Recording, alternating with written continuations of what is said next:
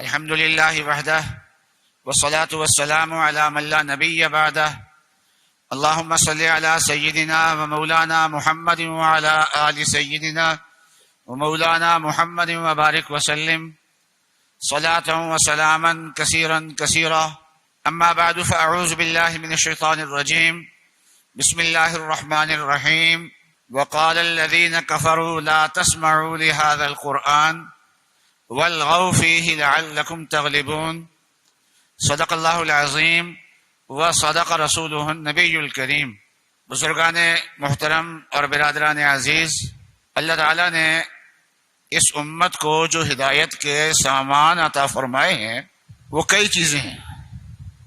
ایک اللہ تعالیٰ کا قرآن ہے، دوسرا نبی اقدس صلی اللہ علیہ وسلم کی سنت ہے، تیسری چیز خلافت راشدہ ہے، 4 خلفائے راشدین کی جو زندگی ہے اور جو ان کے اقدامات ہیں، نبی اقدس صلی اللہ علیہ وسلم نے اسے اپنی سنت کے ساتھ ملا کے بیان فرمایا ہے اور اس کے لیے سنت کا لفظ استعمال فرمایا ہے.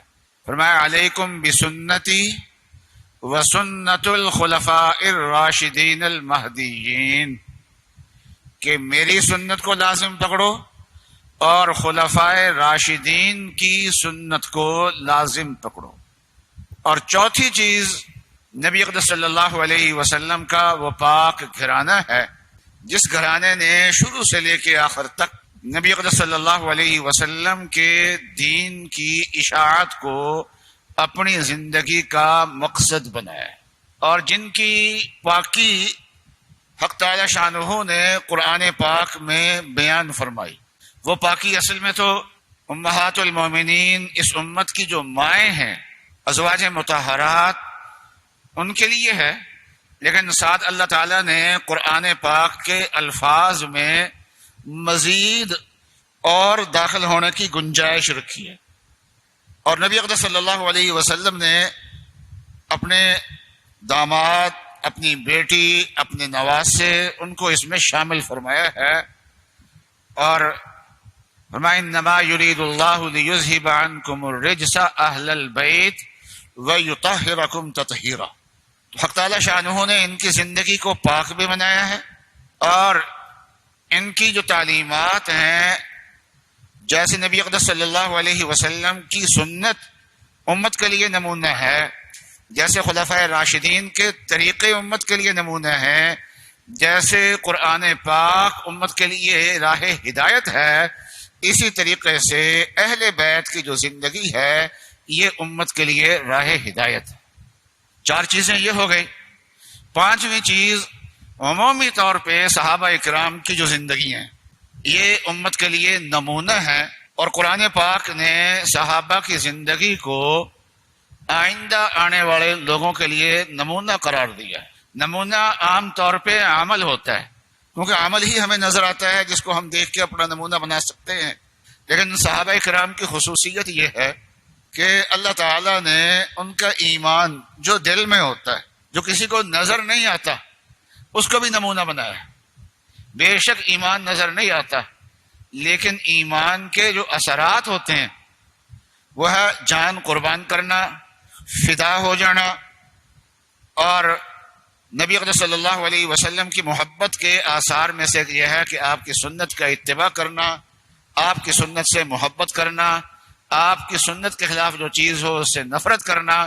یہ صحابہ کرام میں بدرجہ اتم پائی جاتی تھیں. تو یوں کہیے کہ یہ 5 چیزیں ہیں جن کو اللہ تعالیٰ نے ہمارے لیے رہنما بنایا ہے. اللہ کا قرآن ہمارے لیے رہنما ہے، نبی اقدس صلی اللہ علیہ وسلم کی سنت ہمارے لیے رہنما ہے، خلفائے راشدین کا طریقہ ہمارے لیے رہنما ہے، اہل بیت کا جو طریقہ اور زندگی ہے وہ ہمارے لیے رہنما ہے، اور عمومی طور پہ صحابہ اکرام کی جو زندگی ہے وہ ہمارے لیے رہنما ہے. یہ آج سن 1442 کا محرم کا دوسرا جمعہ ہے اور 8 محرم ہے، اور پھر یہ کل کو 9 محرم ہوگی اور پرسوں کو اتوار کو 10 محرم ہوگی. 10 محرم کو یوم عاشورہ کہا جاتا ہے. تو یوم عاشورہ وہ دن ہے جس دن حضرت امام حسین رضی اللہ تعالی عنہ شہید ہوئے ہیں، اور ان کا غم منانے والے یکم محرم سے شروع ہوتے ہیں اور 9-10 محرم تک غم مناتے ہیں، اور 10 محرم کو حضرت امام شہید ہو گئے ہیں، اس کے بعد پھر یہ چپ کر کے بیٹھ جاتے ہیں، حالانکہ شہادت کے بعد غم شروع ہوتا ہے۔ تو ان کے غم منانے سے تو یوں معلوم ہوتا ہے کہ 10 محرم تک غم مناتے رہے کہ ابھی زندہ کیوں ہیں، ابھی بچے ہوئے کیوں ہیں، اور 10 محرم میں جب ان کی شہادت ہو جاتی ہے تو اس آنے والی رات سے پرسکون ہو جاتے ہیں۔ تو یہ غم منانے کا طریقہ جو ہے وہ سمجھ اور عقل سے بھی کچھ اونچا ہے۔ تو حضرت امام کی جدوجہد ہے وہ یکم محرم سے نہیں شروع ہوتی، وہ 8 ذی الحجہ کو مکہ مکرمہ سے سفر شروع کیا تھا، تو 8 ذی الحجہ سے شروع کرنی چاہیے۔ اس دن سے خیمے لگا کے بیٹھ جائیں، ہم عید پڑھیں گے، وہ اپنے خیموں کے اندر جا کے بیٹھے رونا دھونے کا کام کریں وہاں بیٹھ کے، اور اس سے بھی پہلے اگر جب حضرت امام مدینہ منورہ سے مکہ مکرمہ کی طرف چلے ہیں تو اسی وقت سے حضرت امام کی جو جد و جہد ہے اس کا آغاز ہو گیا تھا، تو پھر اسی وقت سے ہی شروع کرنا چاہیے، اس تاریخ سے شروع کرنا چاہیے۔ اور یہ اللہ تعالیٰ نے جو ہمیں سمان ہدایت دیے ہیں، 5 چیزیں میں نے آپ کے سامنے رکھی ہیں، یہ اللہ تعالیٰ نے ہمیں سمان ہدایت دیا ہے، یہ ایسا واضح ہدایت کا سامان ہے کہ اس کو اگر لے لیا جائے تو کوئی انسان کو اشتباہ نہیں رہتا، اور راہ ہدایت انسان کے لیے بالکل کھلی ہوئی سامنے اس کو نظر آتی ہے۔ لیکن جب ہدایت بالکل واضح ہو جائے اور جنہوں نے ہدایت کو قبول نہیں کرنا اور ان کا مشن یہ ہے کہ دوسروں سے کو بھی اس ہدایت سے باز رکھنا ہے، تو ان کے لیے ایک راستہ رہ جاتا ہے، وہ یہ ہے کہ ایسا ماحول پیدا کرو کہ لوگ اس ہدایت کو سن نہ پائے، سمجھ نہ پائے، سننے اور سمجھنے کی صلاحیت لوگوں کے اندر سے ختم ہو جائے۔ قرآن کے بارے میں حق تعالی شانہ فرماتے ہیں کہ قرآن ایسی تاثیر والی کتاب ہے کہ جو ایک مرتبہ سن لیتا ہے وہ اس کا گرویدہ ہو جاتا ہے۔ اور کتنے لوگ ہیں غیر مسلم تھے اور اسلام کے سخت مخالف تھے، اور مخالفت کے ہی نقطہ نظر سے انہوں نے قرآن پاک کا مطالعہ شروع کیا، لیکن اثر کیا ہوا کہ قرآن پاک کی ہدایت نے ان کو پکڑ لیا اور ان کو راست پہ ان کو چلا دیا۔ قرآن ایک ایسی چیز ہے، نبی اقدس صلی اللہ علیہ وسلم کی سنت اس سے بھی زیادہ واضح ہے۔ آپ کی سنت اور قرآن دونوں ایک ہی چیز ہیں، قرآن ایک علم ہے اور نبی اقدس صلی اللہ علیہ وسلم کی سنت اس پہ عمل ہے، اور خلافت راشدہ اسی کو اور زیادہ واضح کرتے ہیں، اور حضرات اہل بیت کی جو زندگی ہے وہی نبی اقدس صلی اللہ علیہ وسلم کی سنت کو اور زیادہ واضح کرتے ہیں۔ تو اصل سرچشمہ قرآن ہے، اسی کی تشریح نبی اقدس صلی اللہ علیہ وسلم کی سنت ہے، اسی کی تشریح خلفائے راشدین کی سنت ہے، اسی کی تشریح ائمہ اہل بیت کی سنت ہے، اور اسی کی تشریح جو ہے وہ صحابہ اکرام کی زندگی ہے۔ اس لیے شور کرو تاکہ سچی بات جو ہے وہ لوگ اس کو نہ سوچیں، نہ سنیں، نہ سوچیں، نہ غور کریں، نہ اس پہ چلیں۔ حضرت امام عالی مقام امام حسین ریحان نبی اقدس صلی اللہ علیہ وسلم کے دنیا کے پھول سبت رسول اللہ صلی اللہ علیہ وسلم، ان کا جد و جہد ہے، ان کا جد و جہد کا ایک مقصد ہے، وہ اس جد و جہد کے ذریعے سے اپنی جانیں قربان کر کے، اپنے بھائیوں کی جانیں قربان کر کے، عام طور پہ لوگ یہ سمجھتے ہیں کہ اس میں حضرت امام حسین تھے حضرت علی کی بیٹوں میں سے، اور پھر آگے حضرت امام حسین کی اولاد تھی، ان کا خانوادہ تھا۔ نہیں، ایسا نہیں ہے، حضرت علی کے کئی بیٹے جو ہیں وہ اس وقت ساتھ شریک تھے۔ جو کربلا میں جو ان کا زیادہ پرجوش دشمنی لے کے جو آیا تھا جو آدمی، اس کا نام تھا شمر ذی الجوشن۔ شمر ذی الجوشن کی جو پھپھی تھی وہ حضرت علی رضی اللہ تعالیٰ عنہ کی بیوی تھی، کوفہ میں یہاں کے جو نکاح کیا تھا۔ تو شمر ذی الجوشن جو ہے یہ حضرت علی رضی اللہ تعالیٰ عنہ کی بیوی کا بھتیجا تھا گویا کہ۔ اس نے سوچا کہ اچھا حضرت امام حسین کے ساتھ وہ بھی آئے ہوئے تھے، حضرت علی کے بیٹے جو شمر ذی الجوشن کے رشتہ دار بنتے ہیں، پھوپھی کے بیٹے بنتے ہیں، کزن بنتے ہیں، وہ بھی آئے ہوئے تھے۔ تو شمر جب آیا ہے تو عبید اللہ ابن زیاد جو کوفے کا گورنر تھا، اس سے اپنے ان عزیزوں کے لیے، ان کزنوں کے لیے، چار تھے، ان کزنوں کے لیے امان لکھوا کے لایا تھا، اور آ کے آواز بھی دی کہ تم میری طرف آ جاؤ، میں تمہارے لیے امان لکھوا کے لایا ہوں۔ اس نے کہا لعنت ہو تمہاری امان پہ، ہم اس کو قبول نہیں کرتے۔ تو امام حسین کے جو دوسری والدہ سے اور ماؤں سے جو بیٹے تھے، انہوں نے مکمل وفاداری کا ساتھ دی ہے۔ عام طور پہ ایسا نہیں ہوتا، جب مائیں الگ الگ ہوتی ہیں تو آپس میں وہ تعلق نہیں ہوتا، لیکن امام حسین کا مقام اتنا اونچا تھا کہ ان کے جو بھائی تھے دوسری ماؤں سے، وہ لوگ، ان لوگوں نے امام حسین سے پہلے ان کے سامنے اپنی جانیں قربان کی۔ تو امام حسین کس لیے نکلے تھے؟ اس لیے کہ نبی اقدس صلی اللہ علیہ وسلم نے حکومت قائم کرنے کے لیے ایک طریقہ اور سنت قائم کی تھی۔ خلافت راشدہ کا ایک طریقہ چلا تھا، وہ طریقہ بدل رہا تھا، اس کے اندر تبدیلی آ رہی تھی۔ ابو بکر صدیق جو خلیفہ بنے ہیں، وہ عام مسلمانوں نے مل کے ان کو خلیفہ بنایا ہے۔ ہمارے اور شیعہ کا جو اختلافی مسئلہ ہے وہ یہ ہے، وہ کہتے ہیں کہ نبی اقدس صلی اللہ علیہ وسلم کے بعد شیعہ کہتے ہیں امامت ہے، پھر اس کے بعد 12 اماموں تک یہ مانتے آ رہے ہیں۔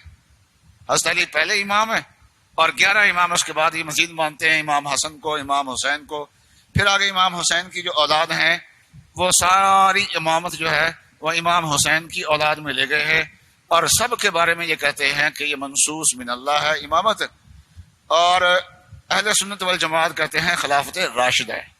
اور خلافت راشدہ کا قائم ہونے کا طریقہ کیا ہے؟ تو قرآن نے اس کو بیان فرما دیا، وَأَمْرُهُمْ شُورَىٰ بَيْنَهُمْ، کہ مسلمانوں کے جو اہم معاملات ہوتے ہیں وہ باہمی مشورے سے ہوتے ہیں۔ جس اصول سے حضرت ابوبکر صدیق رضی اللہ تعالیٰ عنہ خلیفہ بنے، اسی اصول کے مطابق حضرت عمر، اسی اصول کے مطابق حضرت عثمان، اور اسی اصول کے مطابق حضرت علی رضی اللہ تعالیٰ عنہ خلیفہ بنے۔ اور یہ لوگوں سے جو رائے لی جاتی ہے، اس میں ایک چیز ہوتی ہے آزادانہ رائے کا اظہار کیا جائے، لوگوں کو موقع دیا جائے کہ وہ آزادانہ اظہار کریں۔ اور لیکن یزید کے دور میں آگے کیا ہوا کہ اس نے حکومت پہلے سنبھالی اور لوگوں سے اعتماد کا ووٹ بعد میں لے رہا ہے، اور اپنی حکومت کے زور سے لے رہا ہے۔ تو دو طریقے ہوتے ہیں، ایک ہے لوگوں سے اعتماد کا ووٹ لے کے پھر حکومت قائم کرے، یہ تو ہے خلافت راشدہ کا نظام، اور ایک یہ ہے کہ حکومت قائم کر کے حکومت کے زور سے اعتماد کا ووٹ لیا جائے۔ تو امام حسین نے جب دیکھا کہ جو امت میں ایک طریقہ سنت جاری ہوئی ہے، اس سنت کو تبدیل کیا جا رہا ہے، تو اب نکلے ہیں، لڑائی کے لیے نہیں نکلے، جنگ کے لیے نہیں نکلے، کیونکہ لڑائی اور جنگ کے لیے صرف 70-80 آدمی ساتھ لے جانا یہ کوئی تک بندی نہیں ہے۔ کوئی سمجھدار آدمی ایسا نہیں کیا کرتا کہ اتنے معمولی ہے، اس میں بھی عورتیں اور بچے ہوں ساتھ، یہ طریقہ نہیں ہوتا۔ وہ تو کیا ہے، پرامن جد و جہد جس کو کہتے ہیں، اس جد و جہد کے لیے حضرت امام حسین رضی اللہ تعالیٰ عنہ نکلے ہیں۔ آپ کے خاندان کے جو بزرگ تھے اس وقت، حضرت عبداللہ ابن عباس ہیں، عبداللہ ابن جعفر ہیں، انہوں نے منع کیا۔ عام طور پہ لوگ ذکر کرتے تھے منع کیا، پھر بھی امام حسین نہیں رکے۔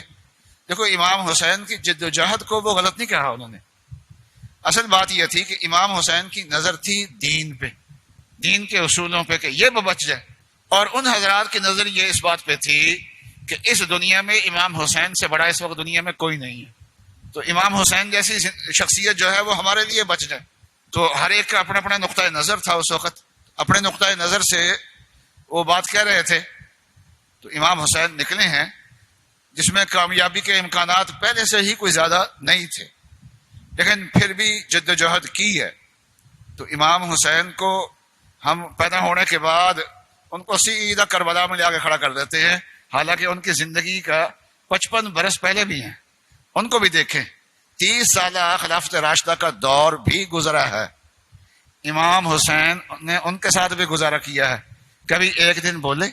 اسی طریقے سے خلافت راشدہ کے 30 سال کے بعد پھر 20 سال امامت عادلہ کا دور آیا ہے، امام عادل، اور بالمعنی العام خلیفہ بھی کہہ سکتے ہیں، خلیفہ راشد۔ حضرت معاویہ رضی اللہ تعالی عنہ کا دور تھا، اس دور کے اندر بھی اطمینان سے بیٹھے رہے ہیں. تو جہاں یزید کے خلاف جد و جہد، یہ علامت ہے کہ یزید کا طریقہ ٹھیک نہیں تھا، وہاں 55 برس تک امام حسین کا بیٹھے رہنا اور ان کے ساتھ مل کے رہنا، یہ اس بات کی علامت ہے کہ امام حسین خلفائے راشدین کو بھی صحیح سمجھتے تھے اور حضرت معاویہ رضی اللہ تعالیٰ عنہ کو بھی صحیح سمجھتے تھے. ہمارے یار لوگ جو ہیں وہ لوگ چاہتے ہیں کہ امام حسین کی زندگی پہ غور نہ کیا جائے، لوگوں کو رڑایا جائے. رونے دھونے کے اندر جیسے مکے والے کہتے تھے نا شور مچاؤ، تو یہ کہتے ہیں رڑاؤ لوگوں کو، تاکہ رونے دھونے کے اندر زندگی گزر جائے اور کبھی بھی امام حسین کے جو اصل مقاصد ہیں ان کی طرف توجہ کرنے کی نوبت نہ آئے اور راہ جو ان سے ہدایت ملتی ہے وہ ہدایت لوگوں تک نہ پہنچے. اللہ تعالی ہمیں امام حسین کو ماننے کی بھی توفیق عطا فرمائے اور امام حسین کی ماننے کی بھی توفیق عطا فرمائے. وآخر دعوانا ان الحمدللہ رب العالمین.